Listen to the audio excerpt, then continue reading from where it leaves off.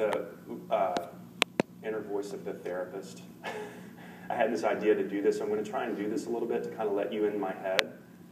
Because while this might look like a process that's, you know, kind of smooth and flowing or whatever, there's a lot of stuff going on inside my head that you can't see and won't know. And even if there's a good outcome to this, which I hope there is, it'd be like, oh, wow, that was kind of cool, the whole ABC thing. But there's a lot going on in my head right now, okay? So just to give you a little quick insight.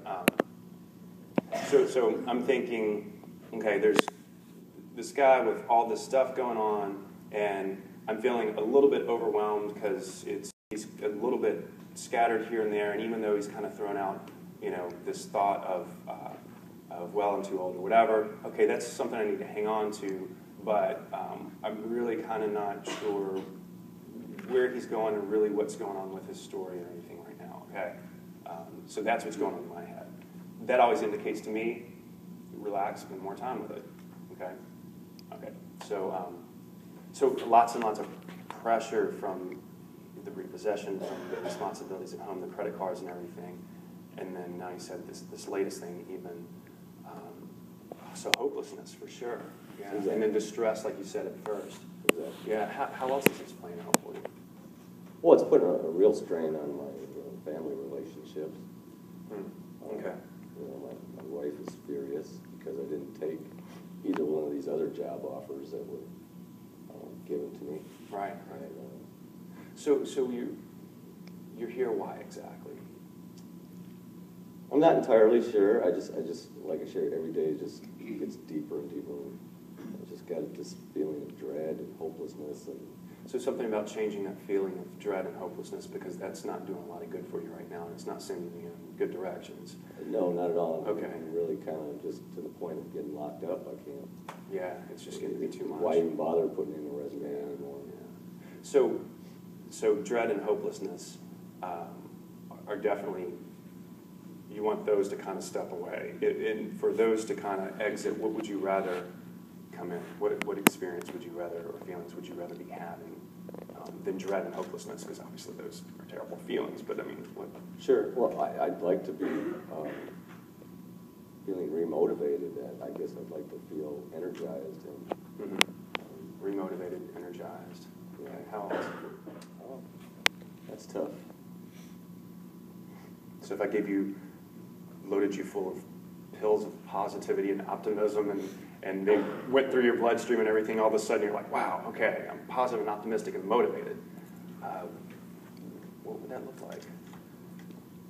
I think I would look more, I'd be more energized. I'd have more physical energy. I'd be more inclined to, for lack of a better word, attack my problems as opposed to passively sitting back and just letting this stuff steamroll me. Okay. So your approach to this whole situation would be very different, it sounds like. Oh, I think so. Okay.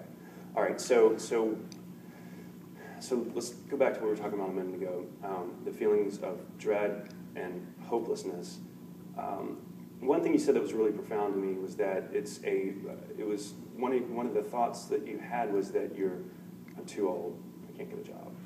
What other thoughts are kind of running through your head? Because part of how this sometimes works for us is that we have kind of these thoughts that we don't necessarily control back there. It's kind of our, a crazy part of our brain, that kind of a voice that will tell us things like, Bill, you're too old, come on, realistically, this isn't going to happen, you need to just give it up.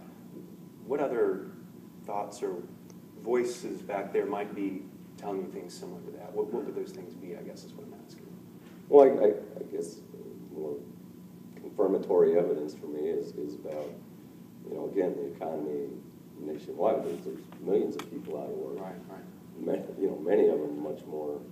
So you're too old. Yeah. And the economy really sucks right now.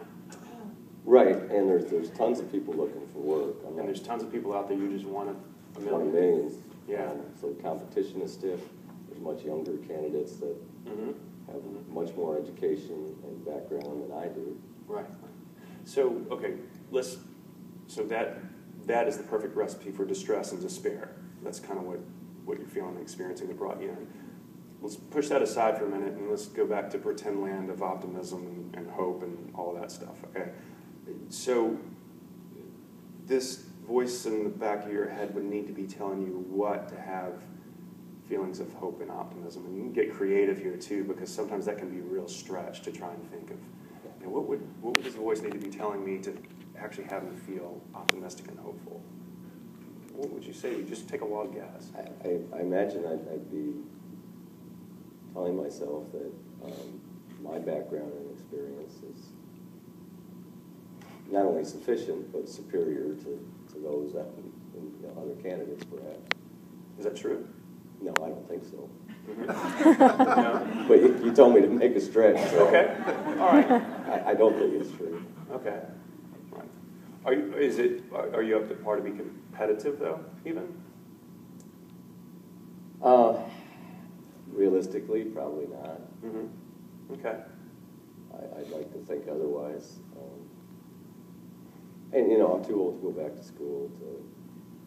I just Right. certainly can't afford tuition. It sounds like the voice, again, that's creating the despair and the dread and all that stuff. You're kind of giving voice to the little voice in the back of the head, it sounds like that. Yeah, maybe. Too old, I can't go back to school, I'm kind of, you know, it's kind of reinforcing this dread and despair sort of thing. So, okay, well, let's keep playing with it. So I'm messing around with the thoughts area, the beliefs, his perception of the whole situation, and he's hanging on pretty tightly to this whole, all these perceptions that are creating dread in his life. And so getting him to stretch about the skills and stuff like that, even though that's not realistic or anything, it's a start. So I'm going to kind of keep messing around there for a little while. But I'm still kind of directionless. I'm still kind of like, well, not totally directionless. We got a little bit of a foundation going here, but I'm not sure exactly where it's going to go. Okay, so in my head, I'm still kind of like, all right, let's stick with it. Let it keep playing out. Okay, so I'm a difficult client. now, this is realistic. Of course, we're cramming this into like a 15-minute demo, so just, you know, I'm forcing him into this model, but we'll see. All right. So let's go back to Fantasyland of... I could be more proactive with networking. I could be more proactive with my job search. So there's a lot you could be doing, so one of the thoughts might be, okay, there's really a lot more I could be doing right now. I haven't beat every bush yet. There's really a lot more that I could be doing out there, right? Right. Okay. So let me shift gears a little bit. I'm going to try a little bit different technique to try and pull out a little bit more of these other thoughts and this other perception that you could have. Millions of people in your same situation, and a lot of them are feeling probably the exact same way, maybe even worse. There's probably a percentage in there that are feeling motivated, kind of empowered, kind of challenged by this, and are getting up and ready to go in the morning. Imagine that. That might be a little difficult, but you got to think there's got to be a handful of people out there that are in the same situation, that are having a different experience than you are. Yours is distress and despair right now. If you were to hop into their head for a minute, what must they be thinking or telling themselves to have them wake up going, all right, here's what we're doing today?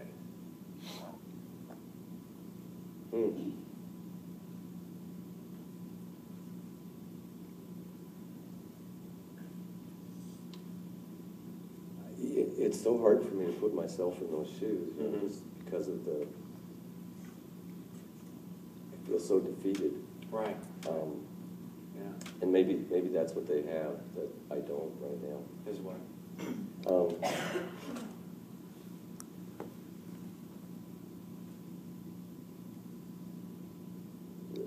Maybe they're winners and I'm just a loser.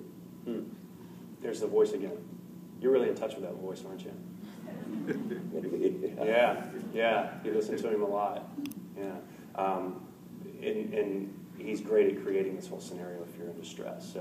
So in bringing this other voice in, and for the sake of time, I want to try and relay a little bit of a concept that might help you better understand what's going on in your life and in your situation right now. So this crazy dude, Albert Ellis, the psychologist, came up with this way to conceptualize situations like this that I think might be a good fit for you. So it's called the ABCs. Okay, so they all stand for something. So the A would be an activating event. The activating event for you was getting fired. The B is the beliefs, or I like to say perception, of the situation since it happened. And your beliefs and your perception, as we've found out very clearly, and the voice that you're really in touch with is, you can't do this, you're too old, the economy's horrible, look at the situation, it's terrible, it's hopeless. That's the perception, that's the voice back there that's creating the C, the consequences, and the consequences being hopelessness and despair.